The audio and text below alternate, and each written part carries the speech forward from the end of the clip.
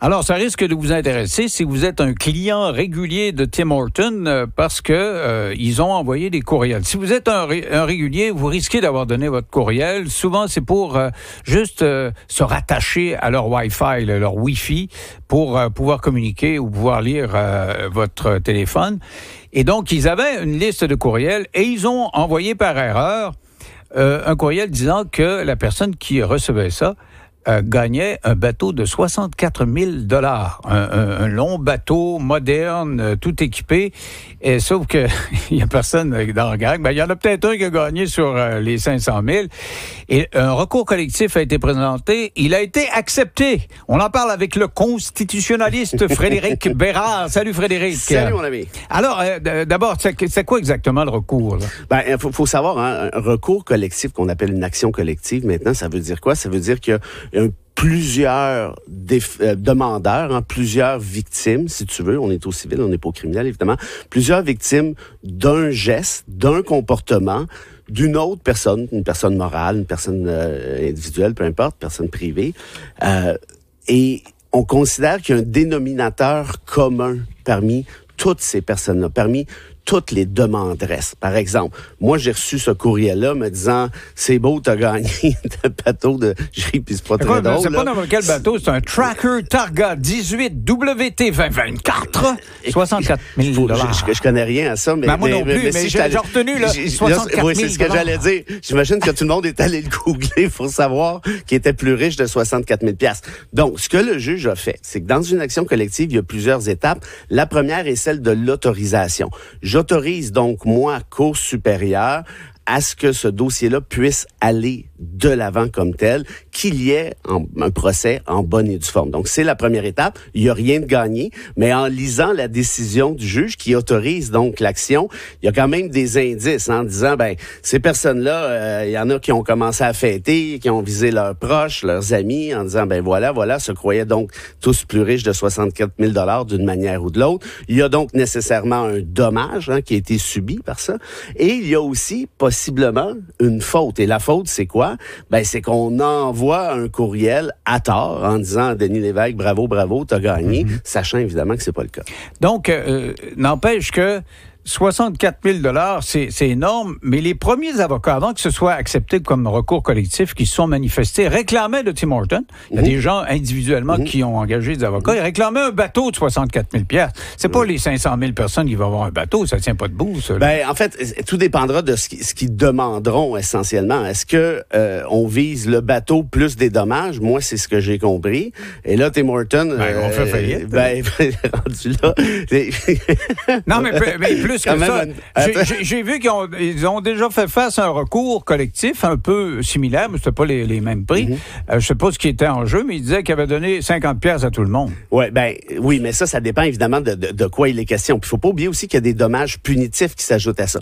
Quand il y a une atteinte intentionnelle à un droit protégé par la Charte québécoise, le juge peut ajouter des dommages qu'on appelle punitifs, donc exemplaires. Par exemple, disons, c'est déjà arrivé, il y a une grève illégale d'un syndicat de la Ville de Montréal. OK? Paf, le métro est bloqué. Il y a, je sais pas moi, disons, 50 000 personnes qui arrivent en retard au travail.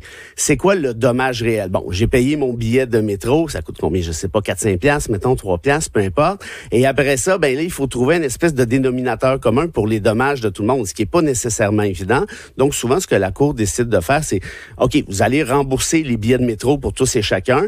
Et en plus de ça, je vais vous condamner à des dommages exemplaires parce que le syndicat, tu as agi illégalement, tu as porté atteinte de manière illicite à un droit protégé par la Charte. Et je dis, par exemple, ça sera 500 $ par tête de pipe qui s'ajouteront aux 3,50 par exemple, du billet de métro. Donc, ça veut dire que ceux qui ont reçu le courriel, mais qui l'auraient jeté, est-ce qu'ils ont un recours? Ben là, ça prend une preuve quand même. Oui, mais la beauté d'une action collective, c'est qu'on fait ça. Comment je te dirais ça? C'est pour accélérer la justice. En quelque sorte. Je me souviens d'avoir lu ça, l'ai jeté, puis ça me prendrait bien un bateau. Je suis officier de justice, fait que je peux pas encourager les gens à mentir. Mais si tu me demandes, est-ce qu'il y a des gens qui pourraient laisser croire qu'ils ont reçu le courriel même s'ils l'ont pas vu, qui ont vu le courriel même s'ils l'ont pas vu? Mais ça te prend pas nécessairement pour t'inscrire. Ben c'est parce que dans une action collective, là, on veut faciliter la preuve. preuves, parce que sinon on virait fou. Prends mon exemple du billet de métro. On va pas faire venir 50 000 personnes pour expliquer devant le juge, un après l'autre, qui sont arrivés en retard de 10 minutes, 15 minutes, une demi-heure ce matin-là. Ça n'aurait juste pas de maudit bon sens nécessairement. Donc, on essaie de regrouper tout ça derrière un dénominateur commun. Le dénominateur commun ici, c'est la faute, c'est le dommage, c'est le lien de causalité. OK, en quelques secondes, là, t'en as pour combien de temps avant d'avoir une décision là-dessus? Écoute, à l'œil comme ça vient d'être autorisé. Les tribunaux sont surchargés. Je te dirais pas avant 18 mois, je suis assez convaincu. OK, bon, mais gardez votre courriel, on sait jamais. En fait, ils sont déjà inscrits techniquement. Ah, techniquement? Oui, il faut avoir... En fait, je connais pas le détail du dossier, là, mais il faut que tu envoies ton courriel disant « J'ai reçu ci, le voici ». Puis là, il y a une liste, là, sont rendus combien, j'en sais rien. Mais oui, évidemment, il faut que tu sois inscrit. OK, alors tu restes avec nous, puis au retour, tu feras ta chronique sur ce qui se passe aux États-Unis en répondant à Christian Dufour, qui, la semaine dernière... T'as traité de moraliste, t'as pas aimé ça. Tu m'as écrit en fin de semaine, me dit moi, moraliste! On le sort. Il y a un auditeur qui me dit que, et je t'ai demandé si c'était vrai. Pas pareil. Merci, à tantôt. On va revenir sur ces négociations qui viennent de reprendre, ou sont sur le point de reprendre. Là. Ils commencent à jaser, ils sont autour de la table, les négociateurs américains et canadiens, à la suite du changement d'attitude du gouvernement canadien qui a accepté la demande de M. Trump, qui avait tiré la plug sur ces négociations-là, qui avait dit tant que vous aurez cette taxe sur les technos, nous autres, on négocie plus. Alors, M. Carney, n'écoutant que son courage, a dit OK, on va vous donner votre 2 milliards, c'est-à-dire aux compagnies américaines. Vous n'aurez pas à payer les 2 milliards que vous auriez dû payer aujourd'hui. Alors, à la suite de cette décision-là, il y a eu reprise. On va en parler au cours des prochaines minutes avec Frédéric Bérard, constitutionnaliste et chroniqueur. Mais avant toute chose, tu veux répondre avec aplomb, j'espère pour toi. Tu t'en jugeras. Aux affirmations de Christian Dufault qui a dit que maintenant, il y a de plus en plus d'analystes qui sont des moralistes. Et je lui ai posé la question, parce que beaucoup d'analystes parlent de fascisme quand on parle de ce qui se passe aux États-Unis. J'ai dit donc, il faudrait que tu dises à mon ami Bérard qu'il y a le fascisme facile. Ah, je trouve pas, moi. Ah oui? Je trouve que vous l'avez pas assez facile. OK, alors, réponds à monsieur... Écoute, rapidement, c'est parce qu'il dit qu'en étant moraliste, ça nous empêche de comprendre ce qui se passe. Moi, je vais te poser la question. Quelqu'un qui commet un vol, comment on appelle ça? Un voleur. Quelqu'un qui commet un viol, comment on appelle ça? Un violeur. Quelqu'un qui commet un meurtre, comment on appelle ça? Un meurtrier. Quelqu'un qui adopte systématiquement des mesures progressistes, on va appeler ça un progressiste. Des mesures conservatrices, on va appeler ça un conservateur. Des mesures fascisantes, on va appeler ça un fasciste. C'est le mot en F. On a peur de ce mot honni. Les médias se regardent, on peut pas dire ça parce que ça fait résonner la mémoire d'Hitler, Mussolini et compagnie. Mais il y a plusieurs rayons dans le fascisme. Je te parlerai notamment d'un professeur Stanley de Yale, de philosophie, qui a écrit plusieurs livres là-dessus, qui a quitté les États-Unis il n'y a pas de ça long, peut-être 2 mois. À Toronto. Oui, exactement. Les États-Unis sont en train... souvent à CNN, là, Il dit, les États-Unis sont en train de se gangréner de fascisme. Et là, je veux répondre à Dufour en disant ceci. J'ai une petite liste qui n'est pas exhaustive. Mais dis-moi si pour toi, Christian, ceci est du fascisme. Moi, je pense que oui. Vous en jugerez. Couper des subventions aux universités, notamment Harvard, pour des raisons idéologiques. Tu veux pas faire ça? Parfait. Tu penses pas comme moi? Parfait, je te coupe. On coupe le savoir. Emprisonner des Canadiens et des étrangers qui ont critiqué Donald sur les médias sociaux. Retirer le droit du sol.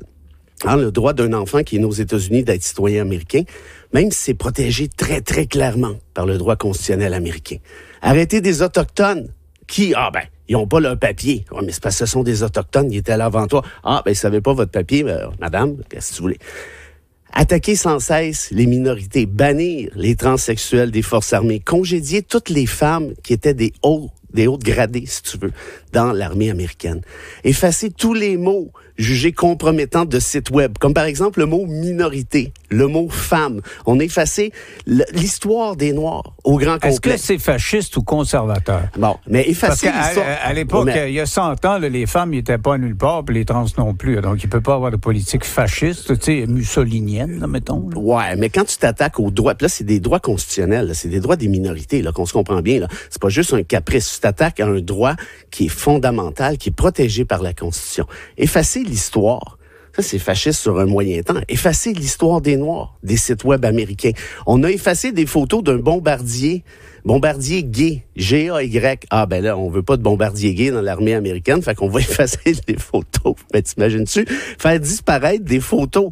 C'est-à-dire, est-ce qu'il y a quelque chose de plus fasciste que ça? Renommer le golfe du Mexique, le golfe de l'Amérique. Réécrire les cartes géographiques. Déporter dans des camps de concentration, parce que Guantanamo, c'est un camp de concentration, je sais. Ils sont en train d'en construire un nouveau en Floride, dans les Everglades. Sûr, une ancienne piste d'aviation, puis il va y avoir 1000 personnes là-dessus. Absolument. Ils ne peuvent pas se sauver parce qu'il y a des alligators tout le tour. Non, c'est vrai. C'est fantastique. Pour ça. Après ça, faire renaître Alcatraz, les envoyer dans une prison de sécurité maximale, qui est une espèce de camp de concentration au Salvador. J'ajouterais déporter en violant des ordonnances judiciaires. Hein, c'est important, le troisième pouvoir. Le pouvoir judiciaire qui dit à l'exécutif, il est là pour ça. Ça, t'as le droit, ça, t'as pas le droit. Mais même la Cour suprême vient de décider, la Cour suprême qui l'a nommé, que, bon, ces juges, les décisions nationales, ça tient pas, malgré l'antériorité. Et là, tu viens de soulever quelque chose. Il a pacté la Cour suprême. On le sait, ça n'a jamais été. Hein. Au Salvador, Bukele, qui s'autoproclame le dictateur le plus cool du monde, a fait exactement la même affaire. Et il y a quand même des ordonnances judiciaires qui sont encore applicables. La décision de la Cour suprême de vendredi est absolument déplorable, mais ce que je viens de te dire là, ça ne s'applique pas. La décision ne vise pas ce type d'ordonnance judiciaire. OK, alors, Christian va être là en même temps que toi mercredi. Ça, c'est la synchronicité. Alors, vous pourrez vous parler. Je vais essayer de voir comment ça va. Je me mettrai comme arbitre. Mais moi, je suis d'accord avec toi. Tout ça, c'est très fascisant. Mais pour moi, Donald Trump tient davantage de Al Capone que de Mussolini. Oui, ça, tu l'as dit l'autre fois, mais... Mais j'y crois. Je veux dire, nommer que des gens loyaux, vendre des coins, là, des monnaies... des bitcoins, mais c'est un bandit. Vendre des rendez-vous à 1 million de la shot à venir à la Maison-Blanche, et tout ça, vendre des bibles, vendre des montres, vendre des bas. Mais en tout cas, tout ça, tu sais, il profite beaucoup de son statut pour faire de l'argent. Mais ça me dérange pas. Ben, je veux dire, ça me dérange, mais c'est pas ça que je fais référence. La corruption, ça te dérange moins que le fascisme. Non, évidemment que ça me dérange, mais j'associe pas corruption et fascisme parce que ça n'a pas de rapport, à mon sens. Mais tu me permets juste 2 autres secondes. Une attaque contre le Capitole, c'est pas des maudits farces. Ah non, ça c'est un péché mortel. Après, mais moi, je comprends même pas que dans une démocratie, il ait pu avoir le droit de se représenter. Donc, il y a quelque chose qui marche pas aux États-Unis là-dessus. Il y avait 92 chefs d'accusation contre lui, au criminel. Avec ses magouilles, il a fini par s'en sortir. Là, ils viennent de congédier hier 2 procureurs qui avaient travaillé sur ces dossiers au criminel. Congédier des gens qui faisaient leur job comme officiers de justice. C'est pas du fascisme, ça? Remplacer, hein? C'est de l'autoritarisme. Mais la différence entre l'autoritarisme et le fascisme, là, c'est un poil ou 2, dépendamment du degré. Avec fascisme, on a incorporé le nazisme et le fascisme. C'est pas mal cousin. Pas nécessairement. Non, mais je te parle dans le vocabulaire. Ça, pourquoi les gens hésitent à prendre le mot fasciste, c'est un peu pour ça. Alors là, garde tes arguments parce que Christian s'en vient. Il y en aura d'autres, il n'y a pas d'inquiétude. Mais je suis d'accord avec toi, parce que c'est fasciste, mais à cause des biais du système américain, il est là. C'est lui qui est le président, puis il faut faire avec. Et on fait avec parce que le gouvernement canadien, pour obtenir le droit de négocier, de continuer les négociations, met une croix sur une taxe qu'il avait imposée et qui devait être payée aujourd'hui 2,3 milliards. Ouais. Ben, écoute, c'est pas une surprise, là, rendu là. Ben, moi, je te l'ai dit la semaine passée. C'est pas une surprise que Trump l'ait demandé, c'est un peu une surprise que Carney a accepté, Je suis pas tant, moi, honnêtement. Puis, rappelle-toi ce qu'on disait la semaine passée, on a eu quand même quelques discussions là-dessus. L'espèce d'aplat-ventrice. Évidemment que Trump, c'est le tout-puissant. Évidemment qu'il n'y a pas de manière. Évidemment que c'est un cow-boy. Mais ça revient un peu à ce que je voulais dire dans la réplique à Christian. Essentiellement, tout ça est rattaché, là. C'est pas faire de la morale que de dénoncer un manque d'honneur, un non-respect des lois, un non-respect des ententes conclues, un non-respect de la parole donnée, un non-respect des institutions. Et si tu refuses ça, tu refuses le constat suivant. Les États-Unis sont en train de se fasciser, puis reviens avec ce que tu viens de dire sur l'entente ou sur la rupture des discussions commerciales. Comment tu peux faire confiance à un gars comme ça? Puis là, je te rejoins à 100 000 à l'heure. C'est vraiment des négociations à la Al Capone. Tu as tout à fait raison, à 200 000. Et ça revient à ce que je te disais la semaine passée, si tu te souviens bien. Tu peux pas négocier avec un gars comme ça. Faut arrêter de faire de la plat-ventrice. Attends. Il y a 50% des gens qui ont voté pour lui. c'est le représentant des États-Unis. Tu peux pas négocier. Je voulais pas dire pas négocier dans le sens où on ne négocie pas. On peut critiquer le système américain, mais c'est lui qui est le boss, quand même. Non, mais ce que je voulais dire, négocier dans le sens de, si tu prends mon propos dans ma phrase dans l'ensemble du propos de ce que je viens de souligner, c'est négocier dans l'optique où l'espèce d'aplat-ventrice, oui, M. Trump, oui, on l'a vu avec l'OTAN qui l'appelle daddy et tout. C'est parce qu'à un moment donné, il faut être capable de mettre notre pied à terre puis de dire à Trump, regarde, c'est ridicule, on va pas la retirer, cette taxe-là. Ça va pas arriver. OK? Là, il va falloir que vous fassiez à l'idée. C'est ça, mais moi, ça n'a pas rapport avec le fascisme ou quoi. Non, ça, moi non plus. Moi, ce que je te dis, d'un point de vue de rapport de force, de l'avoir fait déjà à ce stade-ci, c'est très facile, comme disait tantôt notre premier invité, Louis Aucoin. C'est très facile de penser que la semaine prochaine, il va se lever puis il va dire, bon, j'aime pas ça non plus, votre TPS, parce que tu sais qu'il veut revenir sur les TVA un peu partout à travers le monde, puis la TPS, c'est un style de TVA. Et, on va dire quoi? Je veux dire, à partir du moment où il veut plus négocier, on le donne. Mais c'est ce que je te dis. C'est ça, là, c'est de la négociation. Oui. C'est pas parce qu'il est pourri ou quoi que ce soit. Le seul lien que je faisais avec le fascisme, c'est un lien très étiré pour dire, il y a aucun respect pour rien. Il y a pas le respect des institutions. Il n'y a pas le respect des contre-pouvoirs, il n'y a pas le respect de la parole donnée. Alors, négocier avec de bonne foi, c'est ce que je veux dire, avec un gars comme ça, c'est une vraie perte de temps. À temps plein. Et sur la question des dépenses militaires, ce qu'on discutait la semaine passée, tu t'en souviens, l'espèce d'escalade, ce gars-là va nous entraîner dans une espèce de tourbillon effréné qui va nous coûter les yeux de la tête pendue, là, ça serait le tiers du budget fédéral. Toi, tu penses que c'est Toi, t'as peur de lui tout le temps. Moi, j'ai pas peur de lui tout le temps. Je suis persuadé qu'on lui dit ça, qu'on va dépenser 5 %. On le fera pas. On a dit pendant 15 ans qu'on a dépensé 2 %. On l'a pas fait. Il aime ça, lui. Jean Charest a dit ce matin, en entrevue, peu importe ce qui arrive, peu importe la négociation, ce qui compte, c'est qu'à la fin, on dise, vous avez gagné. Quand on lui aura dit qu'il a gagné, ça va être correct. Non, OK, mais ça, il y a le show. Ça, je suis d'accord avec toi. Mais dans les faits, tu dis, j'ai pas peur de lui. Là, on vient quand même de retirer une taxe qui était parfaitement légitime sur les géants numériques qui font des ravages, essentiellement d'un point de vue médiatique, d'un point de vue fiscaux et autres. Ils font des ravages. Là, on vient de reculer pour faire plaisir à d'autres. Donc, c'est pas juste un spectacle. Il y a des impacts concrets et réels. On le voit. Donc, est-ce que c'est M. Trump ou M. Carney qui est à blâmer? Lui, il est en train de montrer, Trump, qu'il est un bon négociateur. Il obtient ce qu'il veut. Écoute, je te dis pas que j'aimerais... Tu peux pas dire qu'il est pas bon? Non, j'ai jamais dit qu'il était pas bon. J'ai jamais dit ça. Puis j'ai pas dit que c'est un fou, j'ai jamais dit que c'est un imbécile non plus. Moi, ce que je dis, c'est que ce gars-là est excessivement dangereux. Je n'aimerais pas, cela dit, de toute évidence, être dans les souliers de Mike Carney. On se comprend bien parce que il a probablement la pire job au monde, c'est-à-dire négocier avec Trump. Puis parle-en à Trudeau qui l'a eu pendant un mois et demi, tout juste avant lui, plus son premier mandat. Mais reste que si on joue le jeu de toujours faire plaisir à Trump, on va jamais gagner. Puis tu laisses savoir à ce gars-là, regarde, tu veux ça, tu vas l'avoir. Fait qu'est-ce qu'il comprend, tu penses? C'est que la prochaine fois qu'il va demander quelque chose, aussi ridicule que ce soit, par exemple la TPS, il va l'avoir. La prochaine fois, quand tu vas nous dire, scrapez donc la loi canadienne sur la santé, là, c'est communiste, cette affaire-là, on va dire oui aussi. Non, j'espère que M. Carney a des limites qui ne passera pas. Je cite encore M. Charest qui disait ce matin, par exemple, sur la question de la gestion de l'offre, on a adopté une résolution à l'unanimité à la Chambre des communes, puis c'est même sous une loi, là, sous forme de loi, et on peut pas toucher à ça.